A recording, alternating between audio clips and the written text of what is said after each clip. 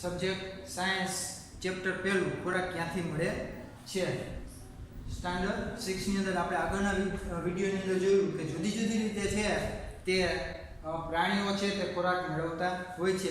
ત્યારબાદ મનુષ્ય છે તે જુદી જુદી રીતે પોતાનો ખોરાક છે મેળવતા હોય છે. એમાં આપણે મધની વાત કરી, ફણગાવેલા મગની વાત કરી કે આ બધા ખોરાકો છે તે મનુષ્ય પોતાના જીવનની અંદર પ્રોટીન તરીકેનો ઉપયોગ કરે છે અને જે આપણા કુદરતી સજીવો છે તેની ઉપરથી આપણે આધાર રાખીએ છીએ. આ બધાના ખોરાકો મળે છે. તો પ્રાણીઓ ખોરાક ક્યાંથી મેળવે છે અને કેવો ખોરાક પ્રાણીઓ લે છે તો જોઈએ.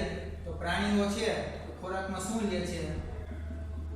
તો ગાયની વાત કરીએ તો ઘાસનો ચારો, એટલે કે ઘાસનો ચારો એટલે કે મકાઈ, બાજરી, એટલે એ કોઈ પણ લીલી વસ્તુ હોય તો તે ખાય છે. ભેંસ છે તે ઘાસનો ચારાનો ઉપયોગ કરે છે. રોટલી આપો તો રોટલી પણ તે ખાય છે. પછી ત્યારબાદ સિંહ છે તો સિંહ છે તો શું ખાય છે? તે ઘાસ ખાતો નથી. તે શું ખાય છે? માંસ ખાય છે. વાઘ છે તો શું ખાશે? માંસ ખાશે. બરોબર. પતંગિયું નાના નાના જીવજંતુઓ પકડી તે ખાય છે. પછી બીજું શું કરે છે પતંગિયું? તો ફૂલો ઉપરથી રસ મેળવે છે. ફૂલોનો રસ. આ બધી વસ્તુઓ છે તેની ઉપરથી તે શું કરે છે? રસ મેળવે છે.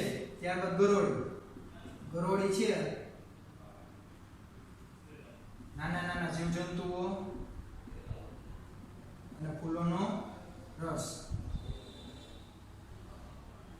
એવા ઘણા બધા પ્રાણીઓ છે તે પોતાના ખોરાકની અંદર તે જુદી જુદી રીતે છે પોતાનો ખોરાક મેળવતા હોય છે. અમુક પ્રાણીઓ છે તે માંસાહાર પણ કરતા હોય છે અને અમુક પ્રાણીઓ છે તે તૃણાહારી હોય છે, જે ઘાસ ચારાનો ઉપયોગ કરતા હોય છે. પતંગિયું, ગરોળી અને ત્યારબાદ આપણે વાત કરી કે કરોળીઓ જે છે એ નાના નાના જીવજંતુઓ એનો ઉપયોગ કરીને પોતાનો જે છે ખોરાક બનાવે છે. ત્યારબાદ જોઈએ તો ઘણી બધી રીતે ઘણા બધા પ્રાણીઓ છે પોતાના જીવનની અંદર જુદા જુદા પ્રકારના ખોરાકો લેતા હોય છે. બરોબર. તૃણાહારી, માંસાહારી. તો પહેલા વાત કરીએ તૃણાહારી પ્રાણીઓ. તૃણાહારી કોને કહેવાય વિદ્યાર્થી મિત્રો? પહેલા એ સમજી લઈએ કે ઘણા બધા પ્રાણીઓ છે તે શું કરે છે? માત્ર લીલા ઘાસચારાનો ઉપયોગ કરે છે. ઘણા બધા પ્રાણીઓ પોતાના ખોરાક માટે લીલા ઘાસચારાનો ખોરાક તરીકે ઉપયોગમાં લે છે.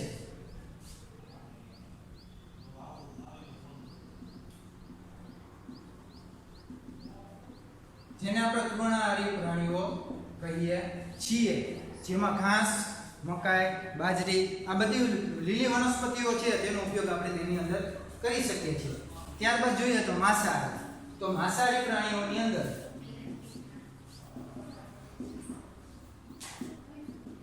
તો ઘણા બધા પ્રાણીઓ કે અમુક હિંસક પ્રાણીઓ અથવા જંગલના પ્રાણીઓ, અમુક પાલતુ પ્રાણીઓ અને જંગલી પ્રાણીઓ જે પોતાના ખોરાક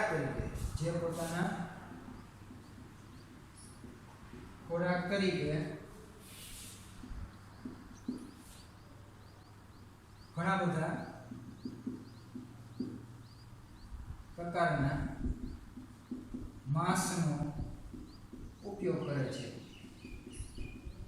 એટલે કે જુદા જુદા પ્રાણીઓ હોય છે તેનો પોતે શિકાર કરી અને પોતે જે છે તે માંસનો ઉપયોગ કરે છે અને પોતાના જે ખોરાક તરીકે એની અંદર ઉપયોગ કરે. જેમ કે સિંહ, વાઘ, દીપડા, ચિત્તા આ બધા હિંસક પ્રાણીઓ છે.